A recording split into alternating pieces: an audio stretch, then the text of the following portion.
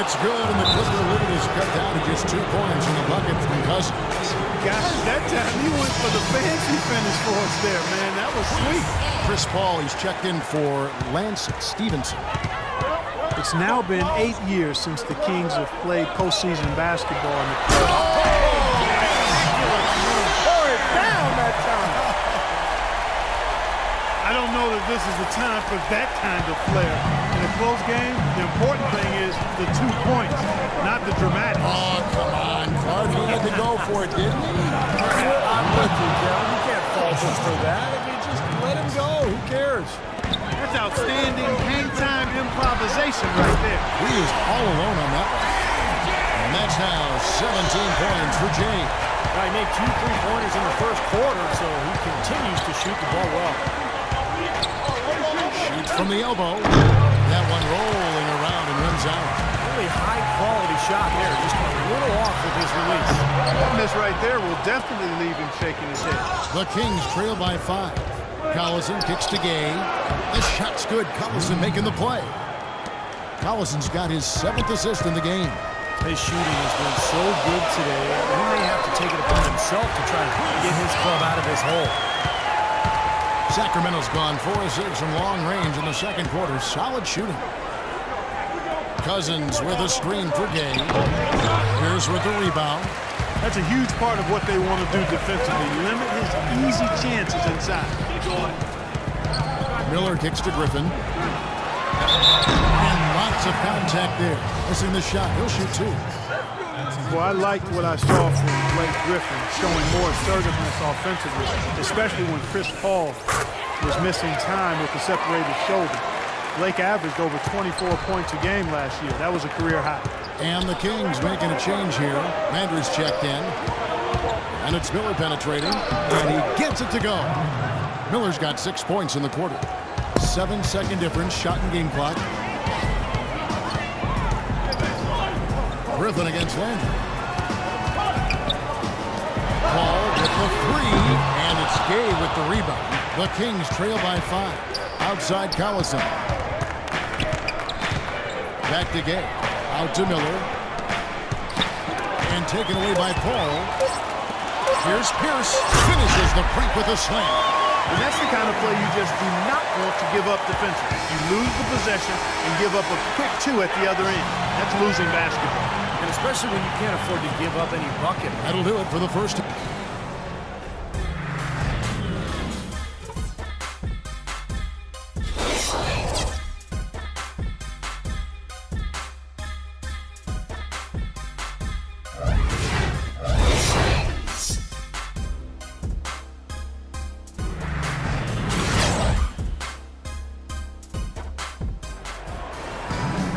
Now the second half about to start up and begin any moment.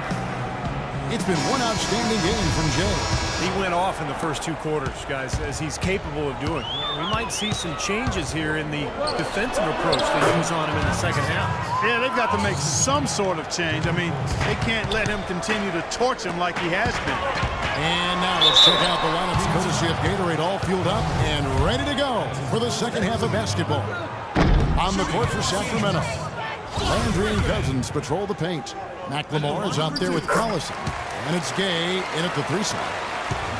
There was a time when the Kings were one of the powerhouses out of the West, but they've been stuck at the bottom for almost a decade now. Well, in the Western Conference, it's hard to get out of doldrums. Kings just haven't quite been able to match up with the teams out that way. Well, you allow them to get right to the rim like that. It's your only option. Yeah, I think you got to foul them, and free throws are better than a layup. Seemingly, though, the Kings did find some pieces to build around this last season, even as they ended third to last in the conference. Cousins with a screen on Miller. They get a hand on it, and stolen by Miller. 3-on-3.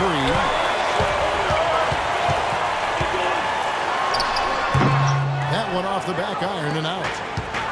You know, for the Kings, finding out what you have really is the first step in turning around your fortunes, being able to look at what you've got and what you need to add. And the Kings definitely have some players to build around, but as with any team that's rebuilding, it's going to take a lot of work to get back to being a factor in the powerful Western Conference. Well, he's going to keep banging those home if you give him that much space. Here's Gay. The shot's good. Collison making the play. 21 points for Gay. They've got to continue to put pressure on the defense by probing inside. That's what's really working for them. And when you're doing the job they are inside, it takes pressure off the perimeter guys. They're perfectly content to keep going to that mid-range jumper. If the defense is going to give it to them, they'll take it all day. Yeah, why not? I mean, you have to just take what's there, and as long as you're moving the ball and getting good shots, that's all that matters. Now, still a great start to the half after hitting their first three, even before that miss. And it's Miller penetrating. And slam by Blake Griffin. He's their go-to guy. When he shoots the ball like he has today, that's what the scoreboard usually looks like. The Kings trail by 8. Collison the pass to Cousins. And stolen by Jordan. Miller against Gay. Griffin dishes to Miller. Back to Griffin. Out to Miller. There's the triple. Cousins pulls it in. Cousins has got 9 rebounds in the game. Getting it done. Over to the wing. 6 to shoot. Here's Collison. And there's the whistle. Fouled hard on the shot. He'll go to the line. That's on Paul Pierce. Aaron Collison is the fastest player in the NBA with the ball in his hands. Westbrook, Parker, obviously in the conversation as well. But Collison, the son of 2 track stars, he is just explosive. Here's what the Clippers are going with right now. Smith checked in for Griffin. And Stevenson comes in for Pierce. And it's Crawford in for Miller. And then for Sacramento, Hollins is checked in. And it's Evans in for Carl Landry. A drive by Collison. And foul called as he misses. He'll go to the line and shoot 2. Collison loves to use his quickness at both ends, a blurring transition, Clark, and defensively, he'll hound you for the full 94 feet. Well, again, we've talked about this before, Kevin. You've got to play to your strength. He's a little on the side, but as they say, speed kills, and he looks to make the most of his speed. You know, one story that didn't get a lot of press last season, 2 days after the Bledsoe trade had been given a go-ahead, the ownership tried to back it. Tell you what, he's going to put that one in his scrapbook. Absolutely insane with that dunk. Now they're starting to rub it in. Aren't they? Have to build up a lead, and here we go, folks. It's showtime. And why not? I mean, the more plays they make like that, the more they'll have these guys on the ropes. Gay right now is pouring it on. And it's Paul penetrating. A block shot on the way, and he hits the jump shot. Paul's got 13. Well, I don't think you're going to miss too many like those. McLemore with the ball. He's against Miller. And the whistle blows. It's going to be on Ben McLemore. That's his first foul. Terrific defensive play to cut him off and square up. He took a shot. Excellent toughness to get in there and make a play. I love that kind of play. Caspi is checked in for Sacramento. Ball left side. Here's Jordan. Johnson kicks to Miller. Back to Johnson. Takes a 3. That's good. It's Miller with the assist. Johnson's got his first 3 points of the game. You know what, guys? He can really light it up from the perimeter at times. Now let's take a look at the most efficient scorers in the NBA from last year's campaign. Andre Jordan, number 1. Well, he got high percentage looks all last year, and he made the most of them. And stolen by Miller. And pushing it up. Here's the Clippers. Miller's the ball. Boy, the kind of moments you love to see. Excellent defense leading to a dunk at the other end. Clark, you got to marvel at the transition game when they've got it clicking. It's really explosive. High octane for sure. Oof.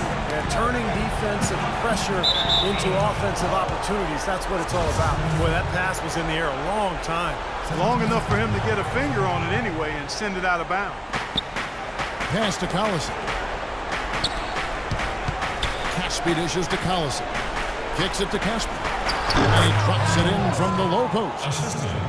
Caspi's got 8 points. Took advantage of some shoddy defense there. They've got to at least get a finger on it. And it's Paul penetrating.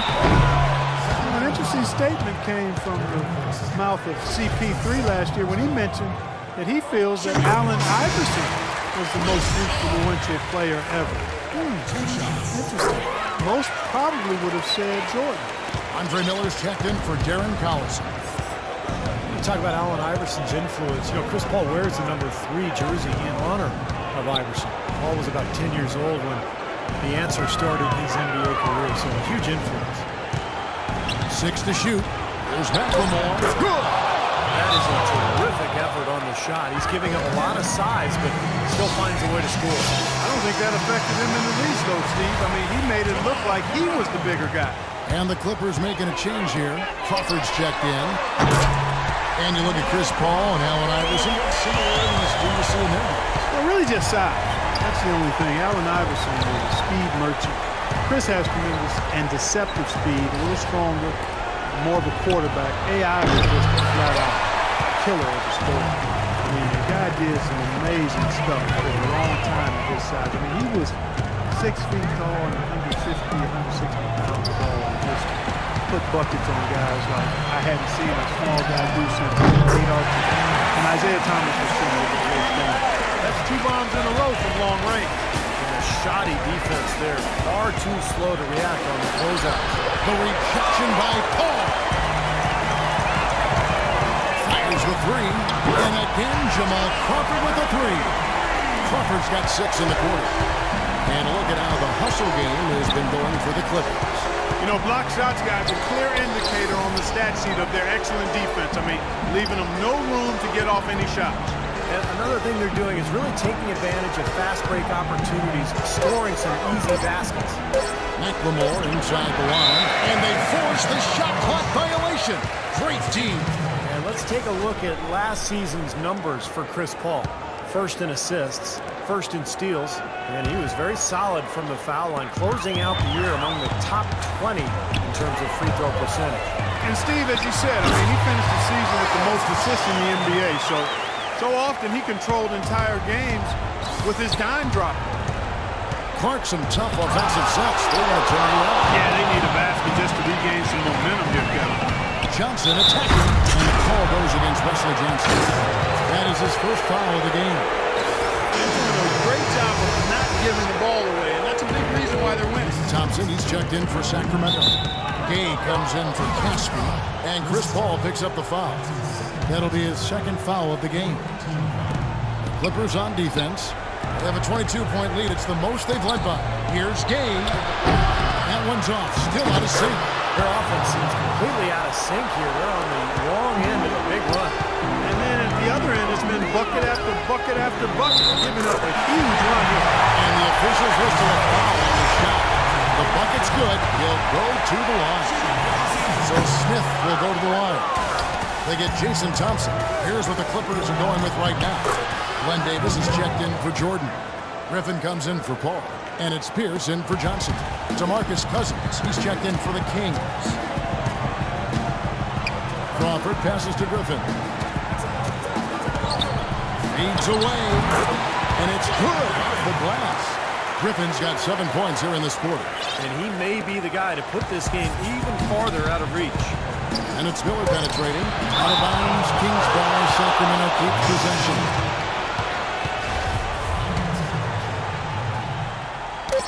That's tipped. And a miss there off the inbound. Excellent. Really solid job, actually, by the defense to get in his way as he was going up for that one. The 3 quarters of play all in the books. And this one all but over already. The Clippers on top. Just dominating this one. And after a quick break, we're going to come right back with the start of the 4th quarter.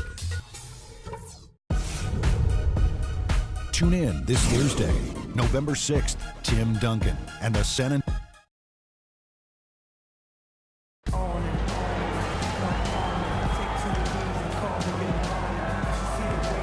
And how about a look now at our assist of the game?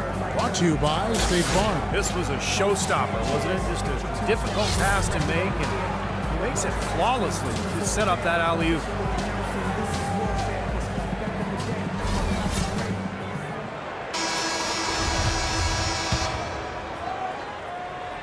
Clippers leading by 22. We've got Lance Stevenson. Glenn Davis out there with Griffin. And it's Crawford, and it's Pierce in at the small forward. That's who's out there for the Clippers.